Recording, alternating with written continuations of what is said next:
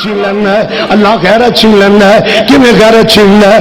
جائیے جاؤ راجن پور دی عدالتاں دے اندر چکر لا کے دیکھو، جیسے اجتماع اندر کوئی پڑھیا لکھیا بندہ بیٹھے یا وکیل بیٹھے تے میری بات دی جناب وہ ترجمانی کرے گا۔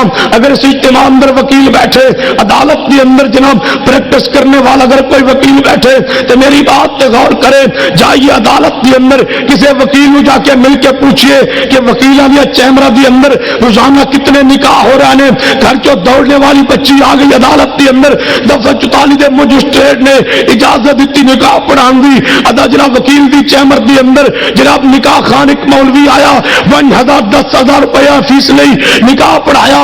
نکاح پڑھان تو بعد میں پوچھنا چاہنا کیڑے مکتبہ فکر دا مولوی ہے جڑا عدالت دی اندر بچی دا نکاح پڑھا رہے، گھر چوں دوڑنے والی بچی مفرور بچی دا نکاح پڑھا رہے۔ میں پوچھنا چاہنا اس مولوی نے گربان جا کے پکڑیے، سوال کیجیے حضرت اس باپ کی بچی ہے گھر چوں دوڑ کے آ گئی، اس باپ کی عزت ختم ہو گئی، اس بھائی کی عزت ختم ہو گئی، وہ محلے بستی شہر اندر رہن جوگا نہیں رہا۔ وہ بدبخت انسان تو جناب مفرور بچیاں نو جرت دیتی ہے کہ گھر چوں دوڑ جاؤ، میں بدبخت موجود ہاں، گھر چوں آ جاؤ، میں ظالم موجود ہاں، میں 5,000 10,000 روپے لے کے نکاح پڑھا دیا گا۔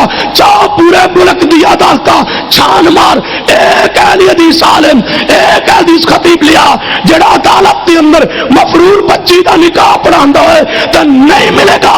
تیری عزت نیلام کیتی ہے اس بدبخت نے کیتی ہے، تیری عزت نو برباد کیتا ہے اس بدبخت مولوی نے کیتا ہے۔ میری جماعت اللہ دی رحمت ہے، رب نے توحید بھی عطا فرمائی ہے، سنت بھی عطا فرمائی ہے، رب نے سانو غیرت تے عزت بھی عطا فرمائی۔